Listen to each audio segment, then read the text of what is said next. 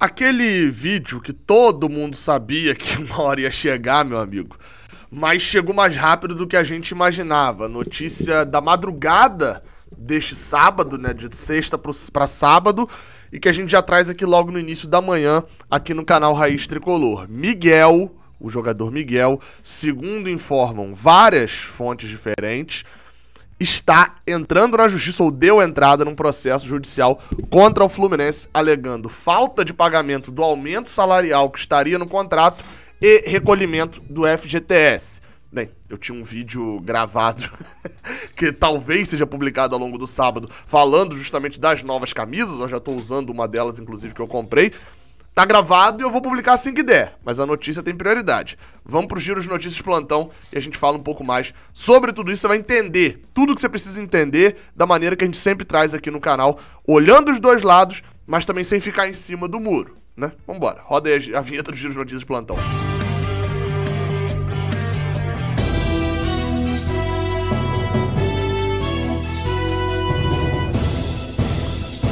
Bem, o Giro de Notícias Plantão, como eu falei, sou Gabriel Amaral, sou jornalista por formação, sou tricolor de coração. Vamos embora. Qual é a sequência da notícia? Primeiro eu vou divulgar aqui a sequência da notícia, todas as informações, e depois eu vou fazer um apanhado, como eu sempre faço aqui. Bem, a notícia chega, eu tirei um cochilo à noite e acordei, olhei o grupo olhei, na verdade, o WhatsApp, já tinha recebido isso, estavam comentando no grupo dos padrinhos lá, a live do Marcelo Johan. Já mencionei aqui ele, inclusive, outras vezes, já fez live lá com a gente do Canal 20. E o Marcelo Johan, na verdade, era a live do Vilela. Por sinal, se inscreva no canal do Vilela, Viajante Tricolor, dá uma moral lá pro Alexandre Vilela. Mas a live era no canal do Johan, o Johan tava participando da live com o Vilela. Não vou colocar o trecho da live aqui, porque, enfim, a live é bem grande, vale a pena você ir lá, assistir, etc. Mas o Marcelo Johan divulgou, primeira mão, a informação de que Miguel estaria entrando, ele até leu ali um comunicado, que eu vou falar já mais sobre isso, de que Miguel entrou na justiça para a rescisão unilateral com o Fluminense. O que isso quer dizer? Que é uma rescisão que não é feita pelas duas partes. Uma das partes, ou seja, unilateral, são dois lados, só um lado que era a rescisão, e a rescisão seria na justiça de maneira unilateral, pelo não pagamento do FGTS, o Fluminense não pagando, né, não recolhendo o FGTS, e por um aumento salarial que não era pago pelo Fluminense. Além de, aí por outro motivo, né, que não seria um motivo da rescisão, mas um motivo do distrato ali também, da não utilização do jogador e tal, e todas essas questões que eu vou ler já. Pouco depois, matéria no Netflu, à 00h21, já do dia 8 de maio deste sábado, com Miguel entra na justiça, o título, né? Miguel entra na justiça e pede rescisão unilateral do Fluminense. Jovem vinha sendo preterido pelo departamento de futebol, matéria assinada pelo Paulo Brito. Bem, nessa matéria, o Paulo Brito traz ali as informações também que o Johan já tinha falado, mas dando outra... ele diz que, inclusive, ele confirmou no Twitter dele, ele chega a dizer isso, que ele confirmou a notícia, ou seja, dando outra fonte, né? Pelo menos, não sei se vem da mesma fonte, mas chegando até nós já por duas fontes diferentes, pelo Johan e pelo Paulo Brito. Dentro da matéria do Netflu, tá lá dizendo também, não um pagamento do reajuste contratual a partir de junho de 2020, falta de recolhimento do fundo de garantia e outras amarrações não cumpridas no contrato. Bem, além disso, o Paulo Brito ainda traz que não há chance de diálogo entre Miguel, o staff dele, vamos lembrar, quem gere a carreira de Miguel é o pai dele, o José Roberto, não há chance de conversa entre a gestão da carreira de Miguel e a gestão do Fluminense, atual diretoria.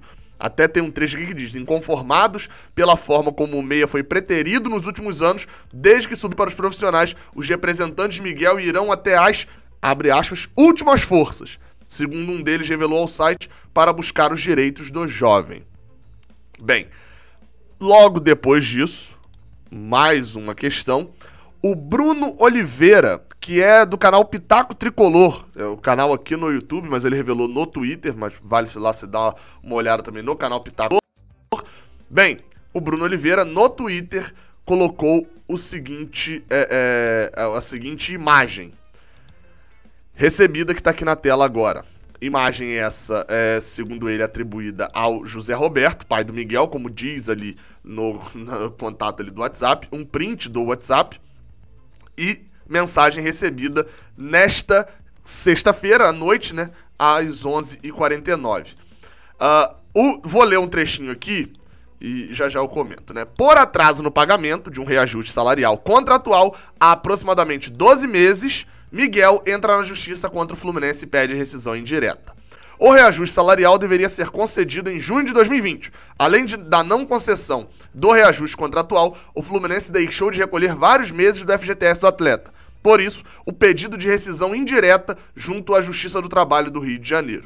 Em conversas com pessoas próximas aos familiares do atleta, é sabido que o atleta estava totalmente decepcionado com a forma com que vinha sendo tratado pela atual gestão do clube. Também que era público e notório que o atleta não jogava por questões políticas entre a atual gestão e a anterior. Comenta-se que o atual presidente do clube, Mário Bittencourt, teria dito ao staff de Miguel que ele não jogaria no ano de 2019 e 2020, entre aspas, por ser novo. Bem, esse daí é o print divulgado pelo Bruno e é exatamente o mesmo texto que o Johan leu, tanto no vídeo que ele publicou, tanto na live, ou seja, que dá a entender de que vem da mesma fonte, né? O Paulo Brito, o jornalista do Netflu, a gente não sabe exatamente qual é a fonte, enfim, não tem que ficar questionando fonte de jornalista o tempo todo, mas também diz a mesma coisa que está dito nesse print aqui. Então a gente pode subentender de que isso. Outra coisa que é importante destacar, acho engraçado, né? O pai de Miguel falando na terceira pessoa, né? Porque ele coloca, não tem uma questãozinha de encaminhado aqui em cima. Ou seja, dá a entender que há a possibilidade, porque isso também pode ter sido um texto copiado e colado, mas há a possibilidade e dá a entender de que foi o próprio pai do Miguel que escreveu isso daqui. Não é uma mensagem que foi encaminhada, mas isso a gente não pode afirmar, mas pode inferir, né? A gente pode especular porque não tem o encaminhado aqui em cima. E outra, esse é o tipo de comunicado que o staff de Miguel escreveria. Quem é o staff de Miguel? O pai dele, né? Na figura principal. Ou seja, até agora eu tô só explicando todo o caso. Por quê? Porque eu prezo aqui no Raiz Tricolor pela informação certa, a informação completa, mais até do que a informação só jogada, a informação completa. E por que eu tô falando isso? Porque é importante a gente olhar todo o âmbito. Tô explicando toda a situação. O pai do jogador soltou esse comunicado e o Bruno soltou esse print no Twitter. Vamos embora porque não para aí. Por último, na hora ali no grupo, eu tava até conversando com a galera, e aí um deles tava mais olhando do que conversando, né? Aquela guerra de Miguel tá certo, Mário Bittencourt tá certo, ele renovou os jovens, mas ele perdeu os jovens, e toda aquela... Eita, quase derrubei o microfone. Toda aquela confusão. Bem, e aí teve um comentário que eu até salvei na hora, falei, boa, né? Que era lá de um dos membros lá comentando, gostaria de conhecer o contrato que a Abad fez com o Miguel.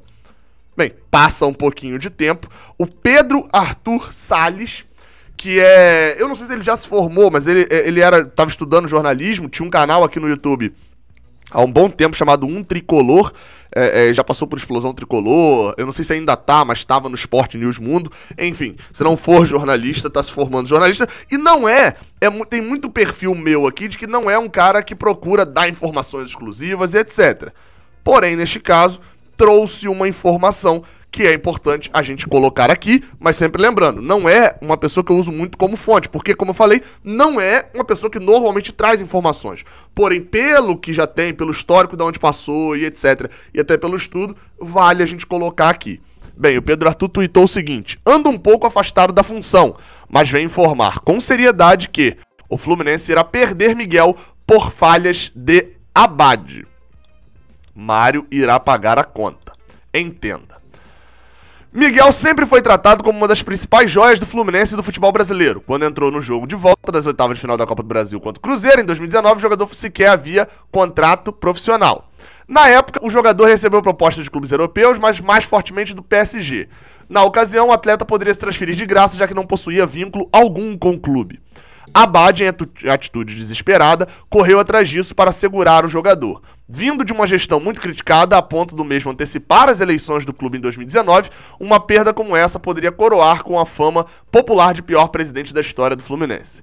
Sendo assim, Miguel fechou com o Fluminense de forma profissional. Entretanto, o pulo do gato está justamente no contrato. Miguel assinou um valor fixo X, mas se atingisse um certo número de jogos, o valor do seu salário subiria exponencialmente. Ao que parece, eram vários jogos como metas. Ou seja, a cada meta de jogos que o atleta batesse, participando das partidas, seu salário aumentaria mais uma vez. Por isso, Miguel, mesmo no banco, era diversas vezes preterido por vários técnicos que aqui passaram. É muito estranho que todos os técnicos cheguem ao Fluminense, se encantem e falem abertamente sobre o bom futebol do menino, mas nunca o coloquem para jogar. O motivo está aí. O contrato de Miguel é uma bomba relógio aos cofres tricolores. Essa ação do jogador na justiça indica que, aparentemente, alguma meta foi atingida no decorrer desse tempo. E aí depois ele enfim, fala aqui sobre ele divulgar a informação e etc. Não, mas vale pontuar esse final. A informação foi passada por uma pessoa ligada aos bastidores do clube, em sigilo. Você tem a opção de acreditar ou não, me cumprimenta apenas quando dá informação verídica. Essa função jornalística, repentinamente, não voltaria para contar mentiras. Pessoa ligada aos bastidores do clube. Vamos lá, com tudo isso de informação, o que a gente pode inferir? Primeira coisa, não existe mocinho. Na história não tem mocinho, ok? Gabriel, mas o jogador tão sacrificado, meu filho. Poxa, injustiçado. Não é mocinho. Gabriel, mas a gestão, o pai do cara é um otário. O pai do cara acha que o filho dele é um Messi. Como é que... Não é mocinho a gestão também. Não tem certo.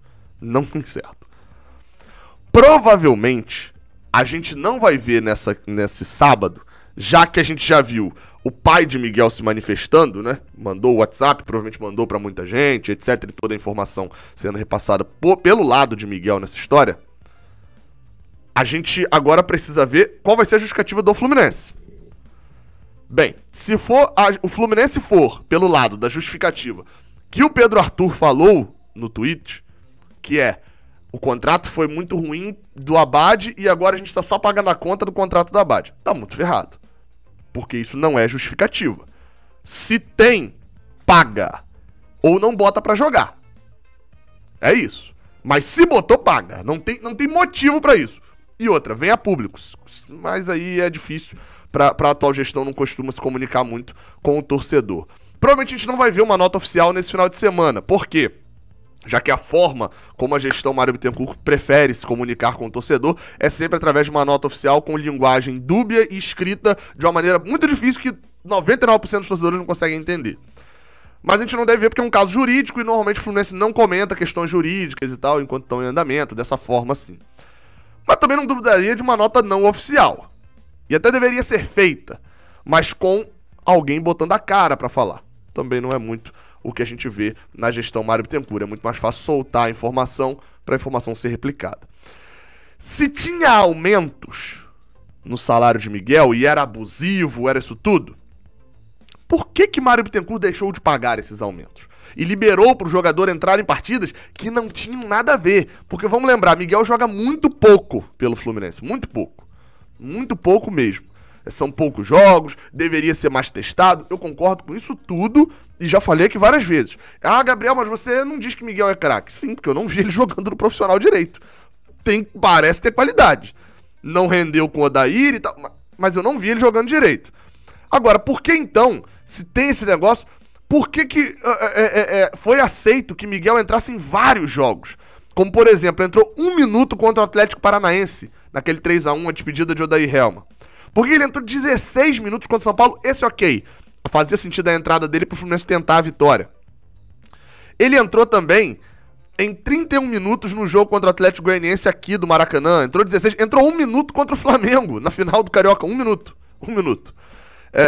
Entrou também 1 minuto, 7 minutos contra o Volta Redonda, naquele 3-0. Foram vários jogos que Miguel jogou menos de 10 minutos. Se tem esse aumento, por que o Fluminense não se permitia que ele jogasse? Por que permitia que ele entrasse 1 minuto, 7 minutos, 5 minutos no jogo? Pra contar mais uma partida e ter o aumento do salário? Enfim, isso acho meio estranho, meio confuso. Outra questão é que, por que Mário Bittencourt deixou de pagar se havia o aumento? Ele é arrogante, isso a gente sabe. E isso tá lá na nota lá do José Roberto, na mensagem que ele mandou do pai de Miguel. Tinha aumentos que eram para ser pagos em junho de 2020 e ele não pagou. Ok. Mário Bittencourt é arrogante, a gente sabe disso. Ele não vai dar o braço a torcer, ele vai vir com alguma versão agora, dizendo de que tá tudo errado, de que a gestão é o mocinho, não vai admitir erro, não vai admitir nada, e o jogador que é todo errado. A gente sabe que isso vai acontecer. Mas burro a ponto de esquecer que tinha um aumento pra pagar ele não é. Tem uma explicação pra isso? Tem. Vai ser um bom argumento pra gente olhar e falar, não, realmente, dificilmente. Vai tentar vir uma explicação. Foi levantada até a possibilidade da gestão querer uma saída jurídica do jogador.